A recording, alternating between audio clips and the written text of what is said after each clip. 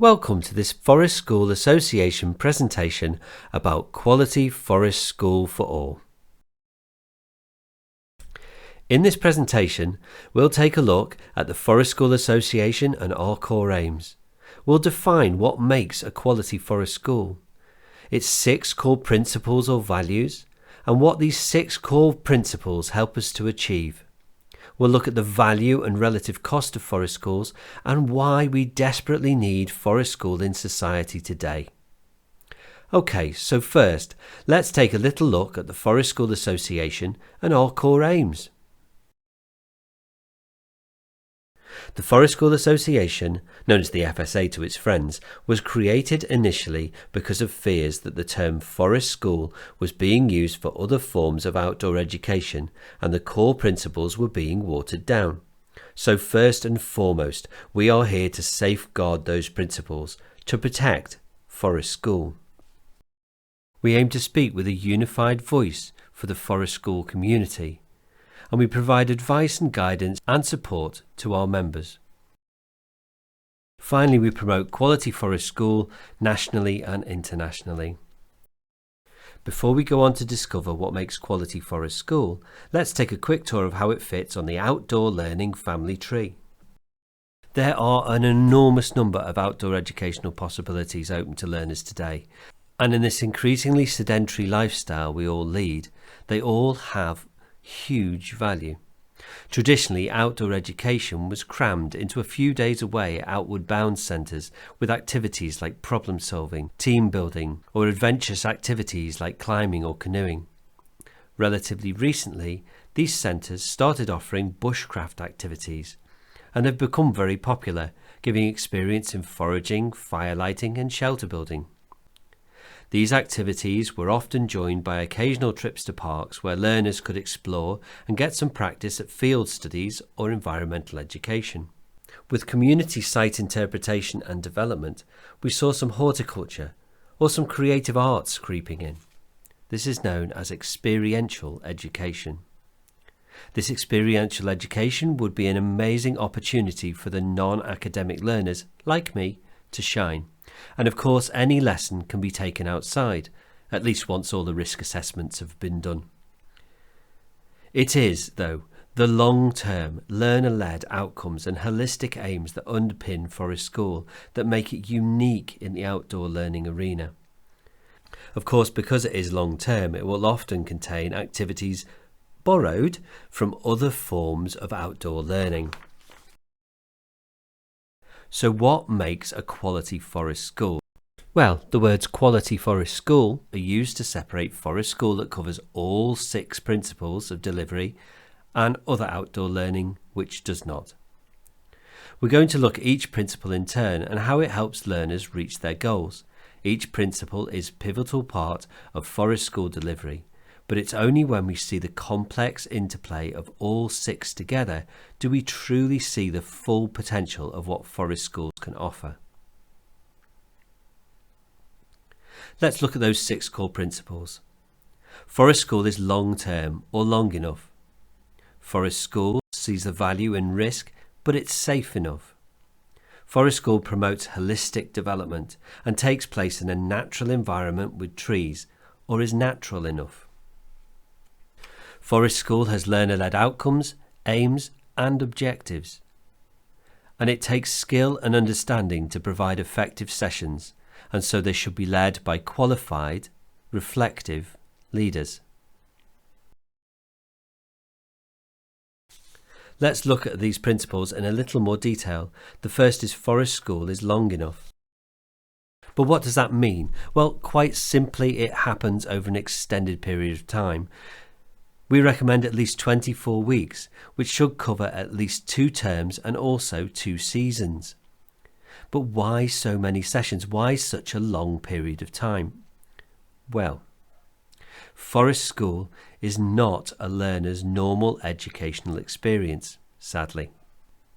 It takes time to install the boundaries, and learners must feel contained on multiple levels and safe before they feel happy enough to explore and take risks. Forest School is non-judgmental and strives to set learners up to succeed. Many rules and boundaries are communicated and introduced through play. This means we expect learners to test them for themselves. Each learner will take a different path and a different timescale on this, but it is critical to build the right community dynamic of self-regulation.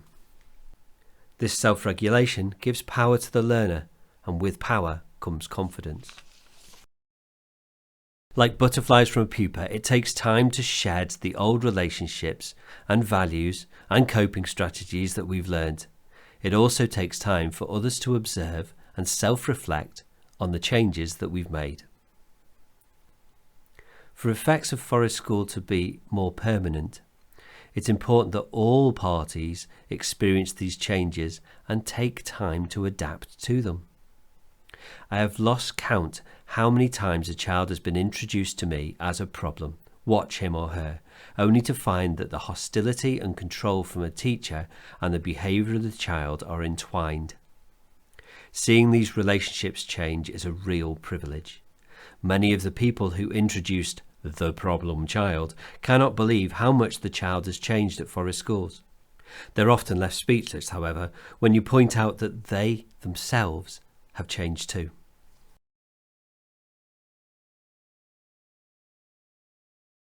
Time gives learners the chance to really experience the site and get a tangible sense of place.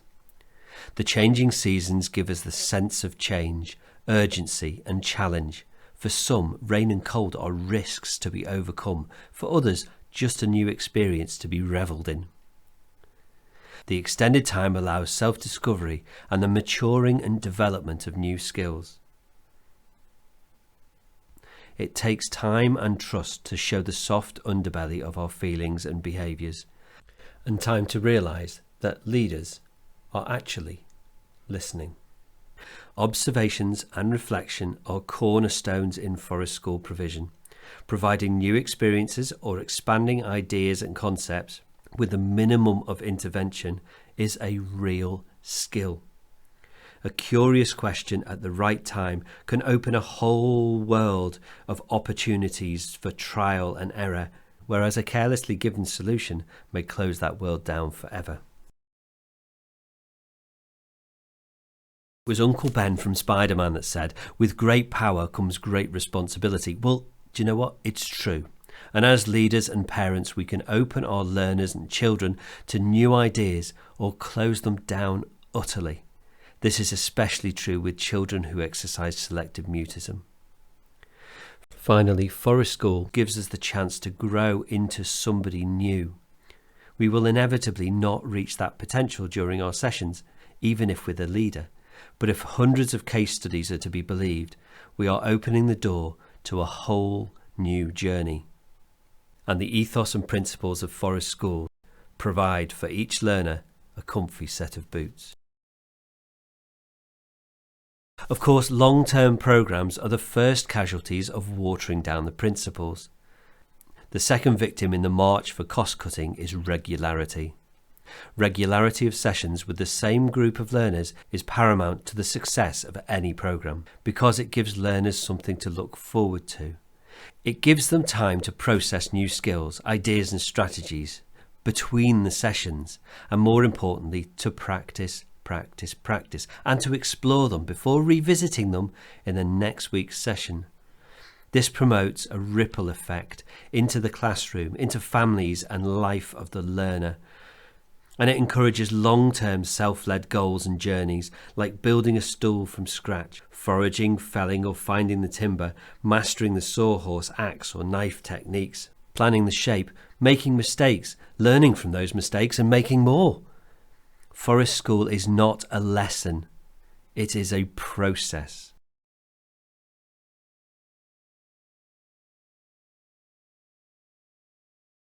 Sessions should be 2 hours or longer.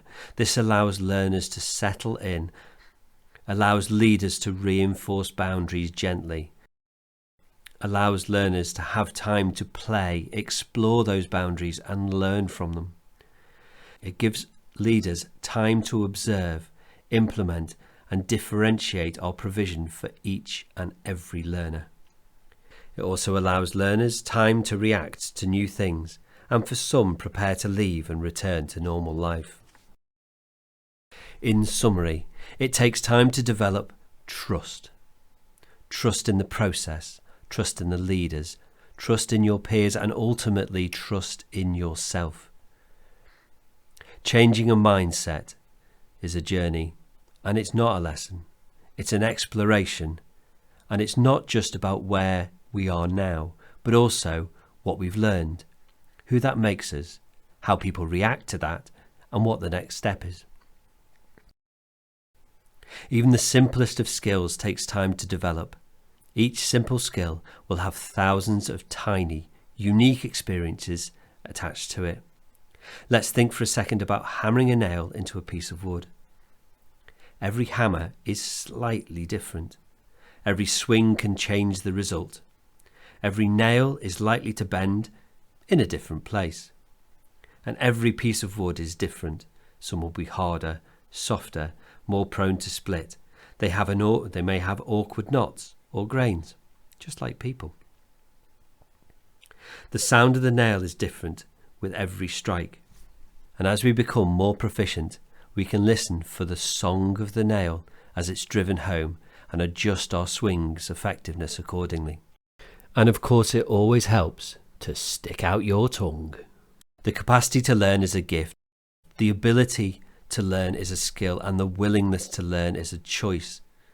Brian Herbert. At Forest Schools, we believe the best way to learn is to play. Play has an important unspoken rule. It says, this is a place where I can try stuff out. So please, go out and play.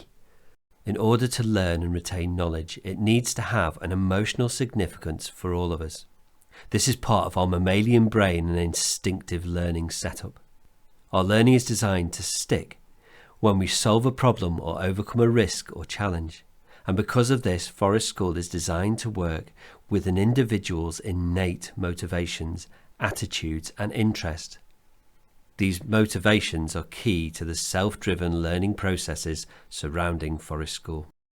And overcoming real-world problems engages all our available senses and faculties, unlike rote or book learning.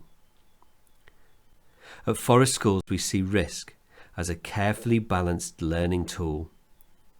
We weigh up the benefits of any particular experience with the potential risk of the activity. This is what we call a risk-benefit analysis. And in Forest School, risky play is of paramount importance. I said before about the unspoken rule that we're trying things out. What people are often unaware of is that risk stretches far beyond potential physical dangers. There are risks all around us in everything we do. There is even risks in listening to me now. There are social risks, saying or doing the wrong thing, or the right thing at the wrong time. There's emotional risks, making friends, being hurt or rejected. There are spiritual risks, like embracing something new.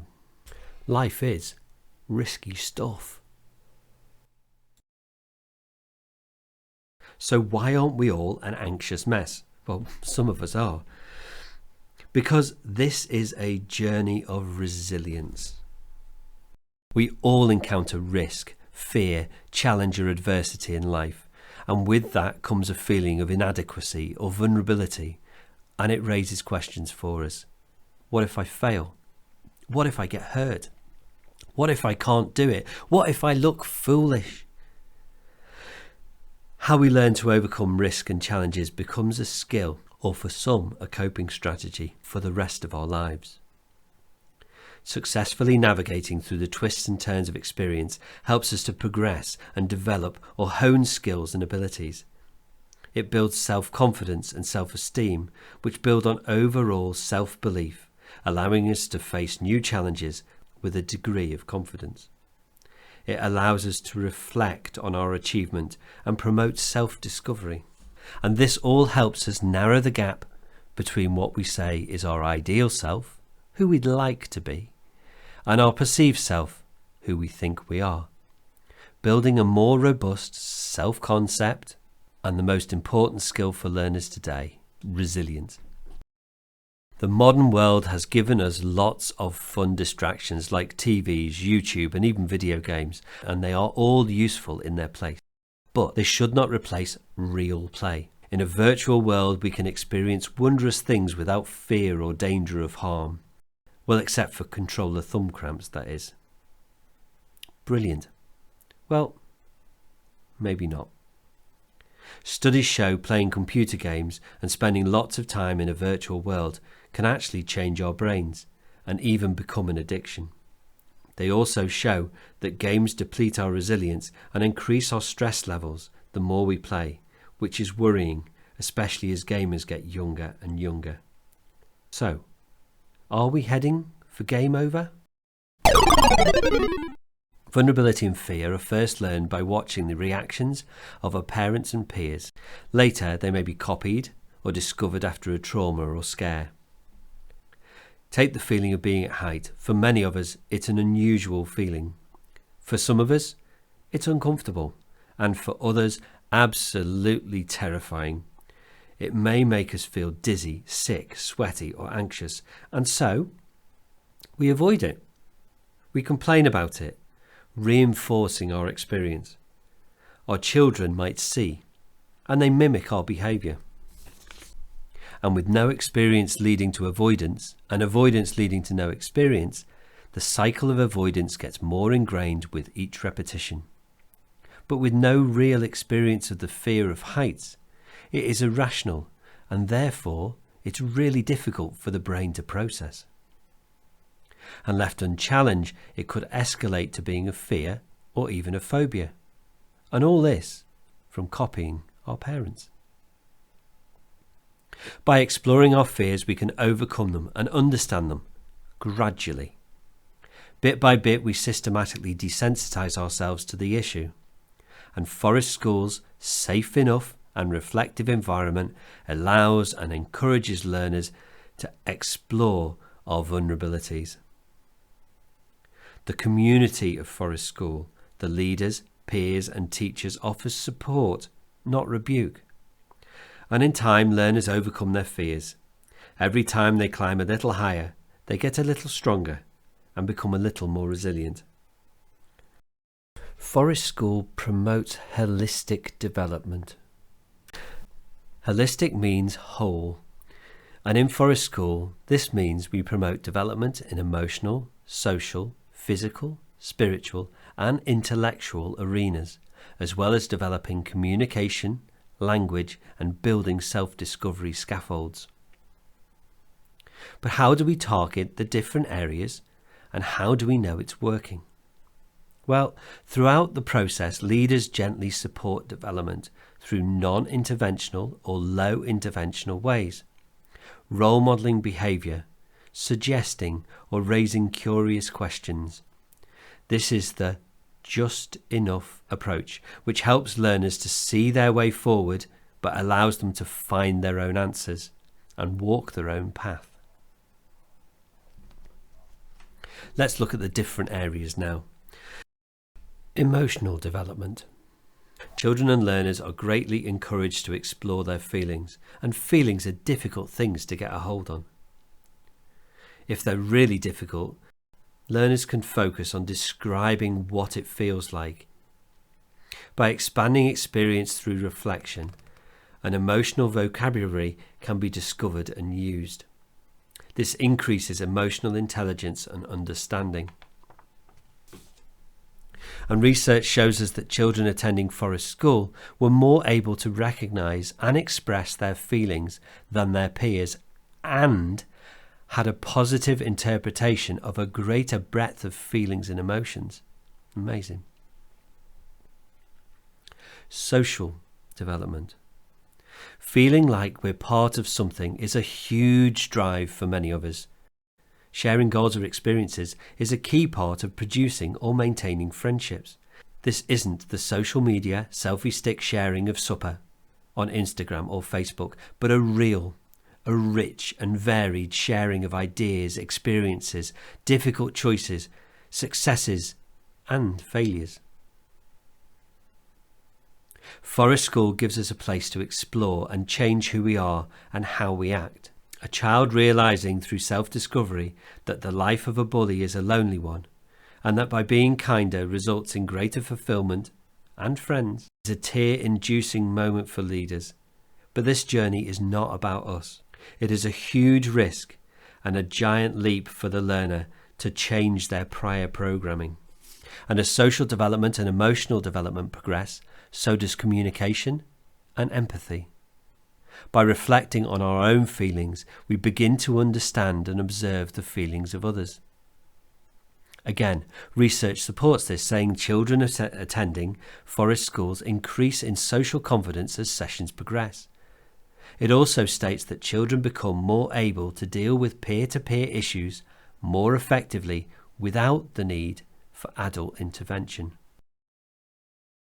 Physical development. Forest school activities produce learners who are more in tune with their bodies. It builds stamina and develops both fine and gross motor skills. Children are active for 80% of a typical forest school session, and research shows that children are 2.7 times more active on a forest school day. Communicational development. As we begin to understand our internal and external worlds better, we increase the use of language and improve our vocabulary. Forest School encourages this through descriptive reasoning and reflection.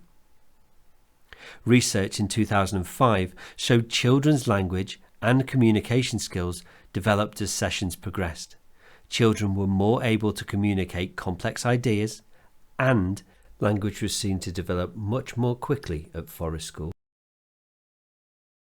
And with increases in verbal communication and emotional development, previous undesirable behavioural communications decrease in both severity and frequency, making life a much more pleasant place to be.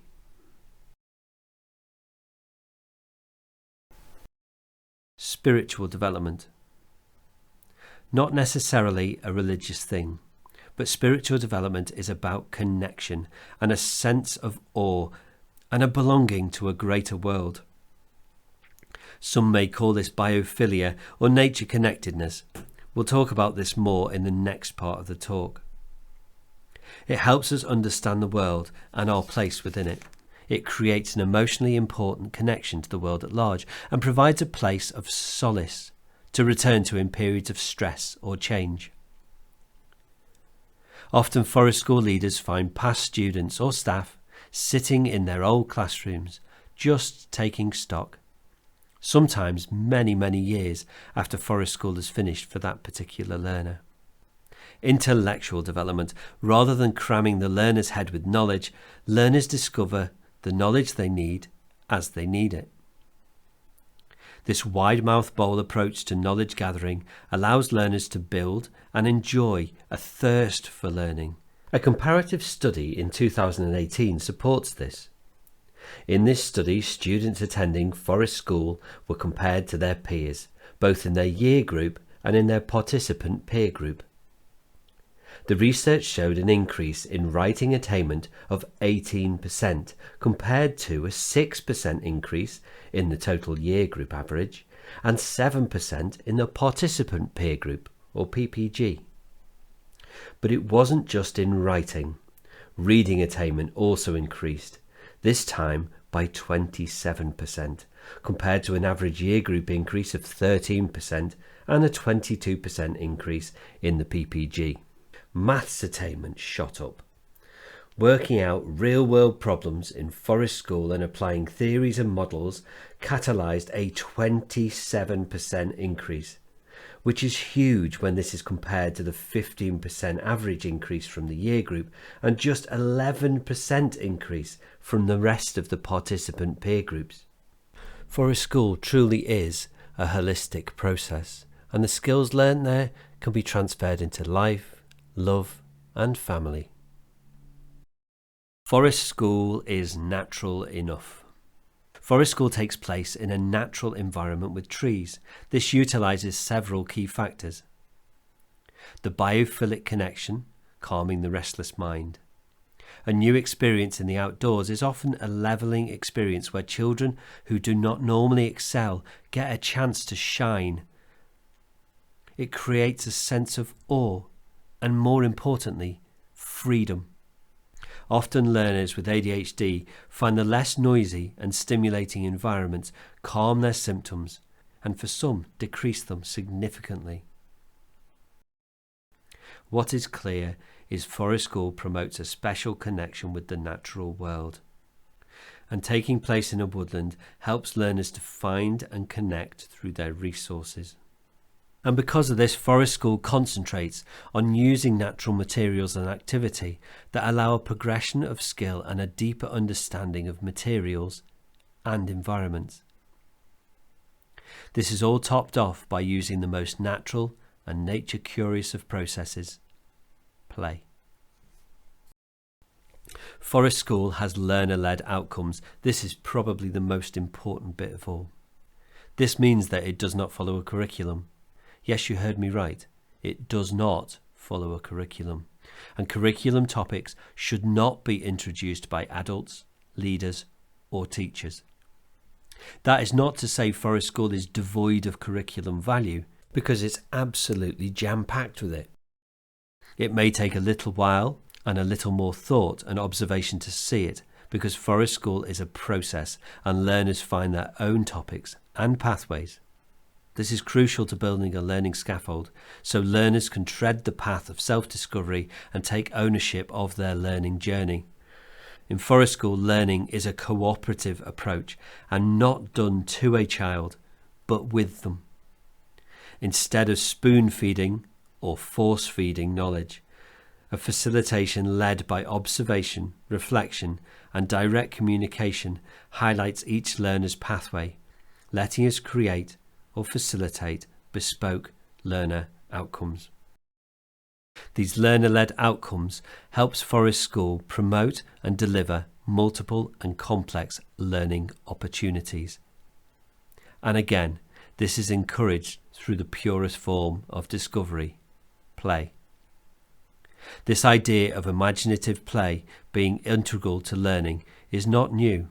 Indeed, in 1924, Susan Isaacs said, "Outdoor imaginative play creates practical situations which leads to actual discovery and verbal reasoning." And we now know that working through real-world problems, difficulties and outcomes encourages more resilient thinking. Finally, Forest School is led by qualified and reflective leaders. It may seem strange to some that Forest School leaders immerse themselves in mud and unpleasant weather as a way to catalyse learning. This connection to the world and seasons and mud is ingrained in us as allies in our march to delivery during our training, long before we begin our journey into Forest Schools. A Forest School leader's journey begins with a qualification, and only leaders qualified to level 3 and above can run a Forest School. This training helps us recognise and support our group's holistic goals and outcomes, their physical development, intellectual development, skills and problem solving, communication and social development, and their emotional development too. Of course, our training is where we learn of the 6 core principles and how they work in Forest School delivery. The training is a well-balanced package preparing us to safely begin leading sessions as well as learning about delivery. It encompasses first aid, which is tailored for Forest School and has an outdoor and remote element and some paediatric component. We get a taster in the use of practical skills and how to implement them cooperatively with learners. We are trained in health and safety, risk-benefit analysis and tutored in dynamic and planned risk assessments. We're coached about site checks, hazards and points of interest, and we also learn about the environmental impact we may have, how we could impact on our sites, and how to not damage them through use. Once qualified, the journey of the leader truly begins. Every group of children are different. Their goals and outcomes will shift and change, and it is a leap of faith to embrace this and go with the flow. To keep up, leaders must be in a constant cycle of reflective progression. This helps us find our role and do just enough to facilitate development, allowing learners to tread their own path. This is not easy, and it takes self-mastery and reflection to realise their journey is not about us. If reflection is key to a successful delivery, then observation is the doorway in which it fits.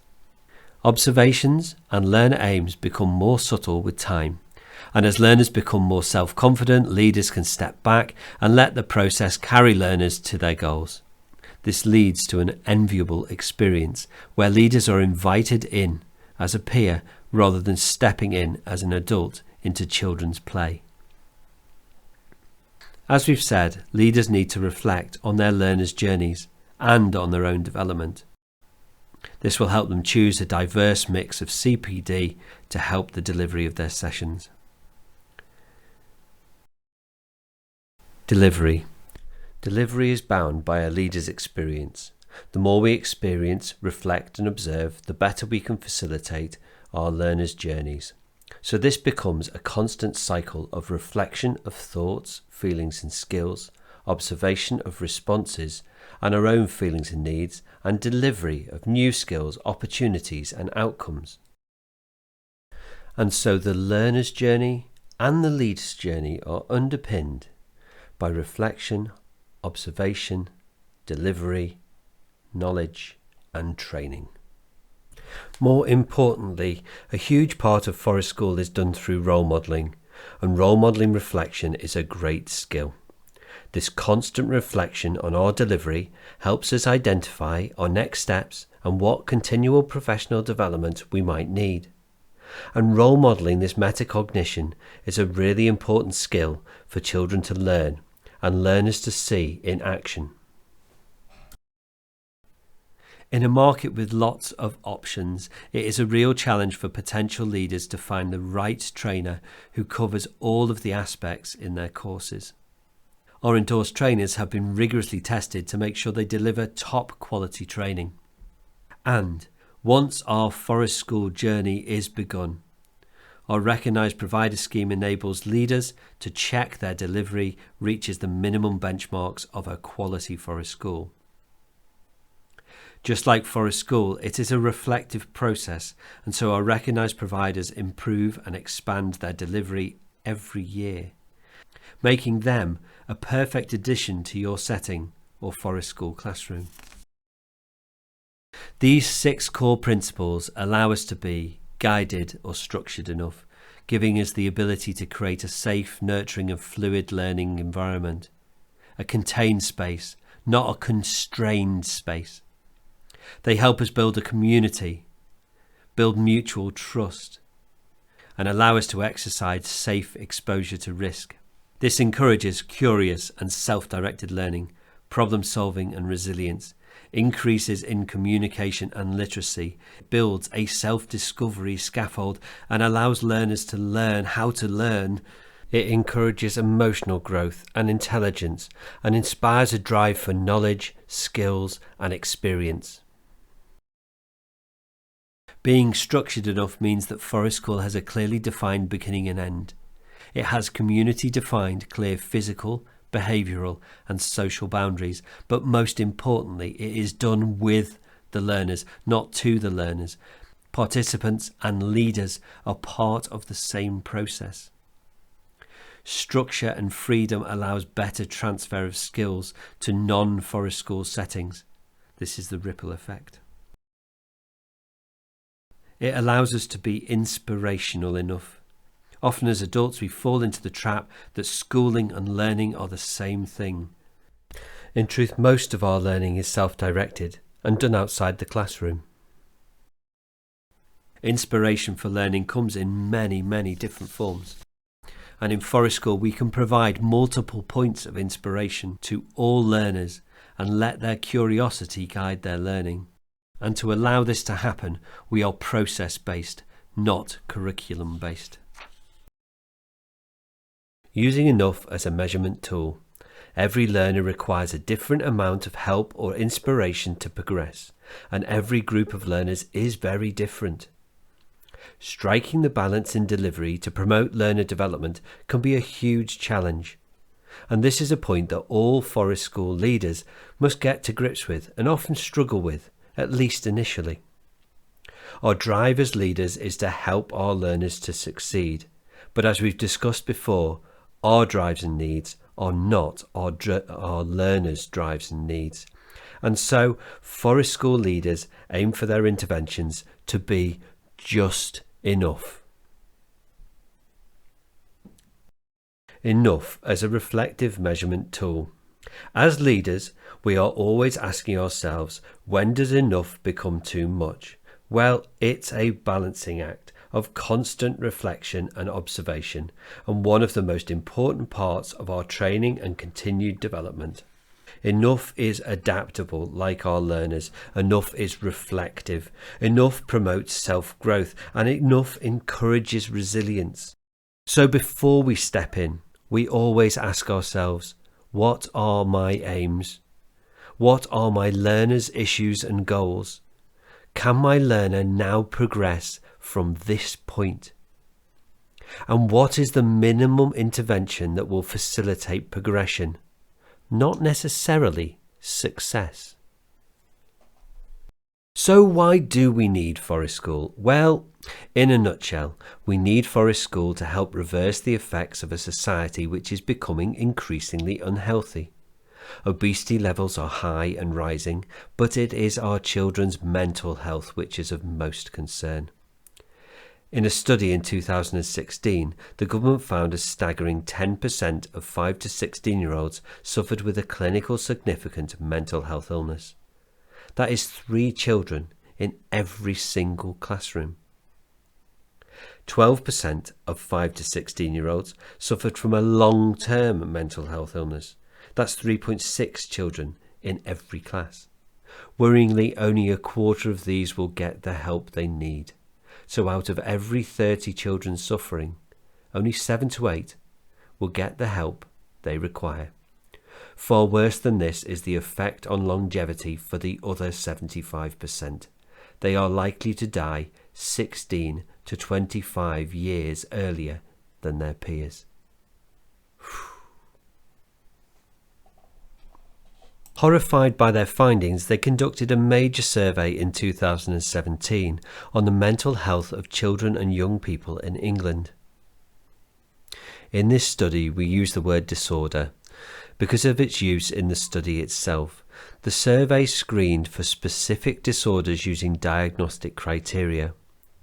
Whilst we realise it is a term which has negative connotations, it is used here in its scientific form and not as a form of judgment. Mental health disorders were categorised into 4 main groups.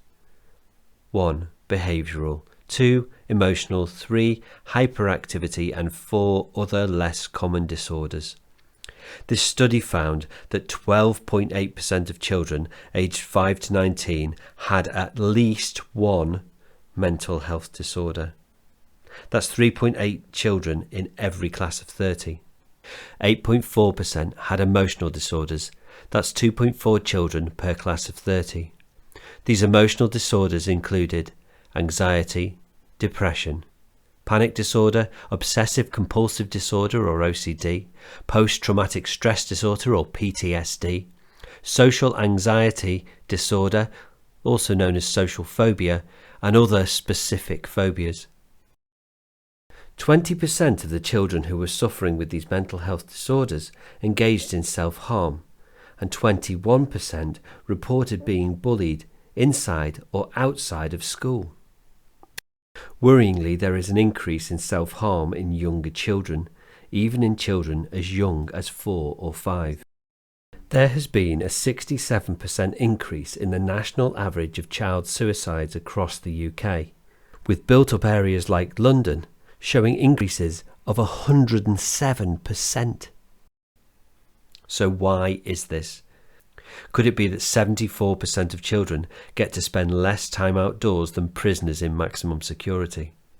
And research tells us that outdoor time directly corresponds with mental health.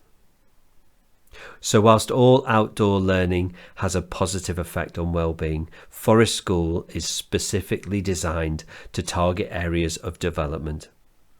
This has been shown in hundreds of case studies to alleviate symptoms and to give respite. Forest School enables us to move to more healthy strategies and builds resilience, while being outdoors can help build connections, understanding and calm. Disturbingly, research shows 12% of children in the UK have not been into a natural environment such as a park or a forest in over a year, and so the connection to nature explored during a Forest School session may be the only chance children get, and it is highly important.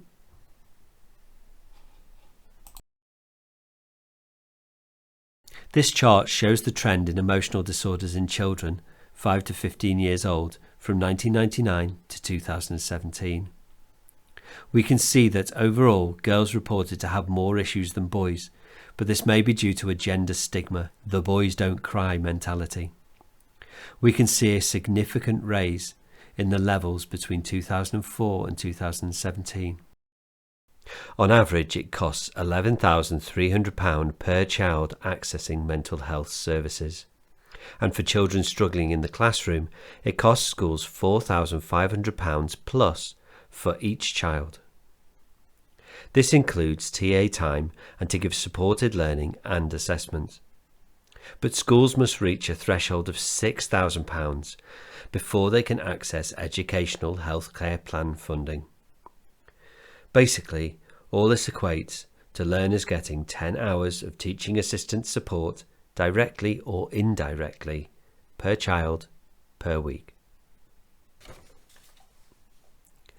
Early intervention can prevent children or young people from falling into crisis, and Forest School can help many children overcome issues before they've even become problems. This is a model created by government boffins. It illustrates how to build resilience in a modern society. We have spoken at length about our 6 core principles throughout this presentation. Let's quickly apply them to this model. Let's start at the top at 12 o'clock and work clockwise around the circle. Intelligence and problem solving. This is promoted at Forest School by risky play, natural materials and real-world problems. This builds intelligence and a change in learners' attitudes to life and learning. Self-regulation. In Forest Schools, we explore our external and internal worlds. We set rules and boundaries. We explore emotions and promote communication and build a strong sense of self.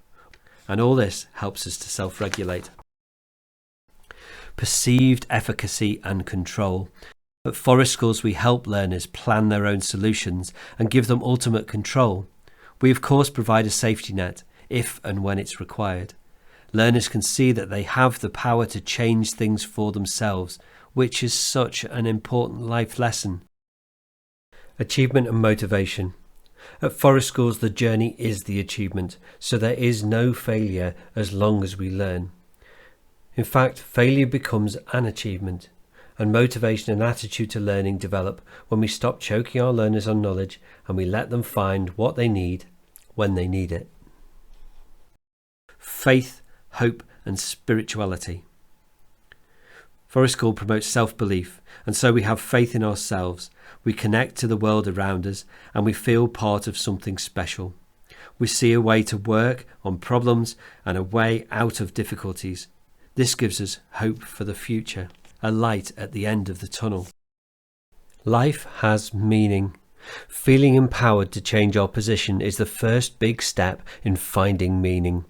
Once we realise we can bring about change, we can find where we want to be and plan how to get there. We're also more capable of setting small, achievable goals along the way. Positive relationships with adults and positive relationships with friends and romantic partners. A positive self, communication skills, emotional regulation and the maturity which comes with metacognition all help us build relationships, and our sense of fun and play will awaken this in others, improving their lives as well as our own. Our ability to communicate our feelings, our developing empathy and non-judgmental skills will help us with friendships, and who knows, may even help keep romance alive in a dreary world. Effective teachers and schools. Forest Schools helps learners to learn. Therefore, the skills we learn will seep into our everyday lives, including into the classroom, hopefully making learning more enjoyable. As teachers get to build different relationships with the children, this helps alleviate pressures and conflicts and helps teachers become more effective. Effective caregiving and parenting. Forest Schools produces a ripple effect which reaches far beyond the forest. Families often report that the children suddenly start talking, saying how they feel, what they need rather than what they want. Often their needs become lessened and friction is reduced. We at the FSA are often asked the question, how can we afford to do Forest School? Well, after what we have seen here, I ask you a question in return. How can you afford not to? Realistically though, many schools or organisations can struggle to fund their Forest School aspirations, at least initially. And schools pay for Forest Schools in a number of different ways. Many use pupil premium money or reach for external funding.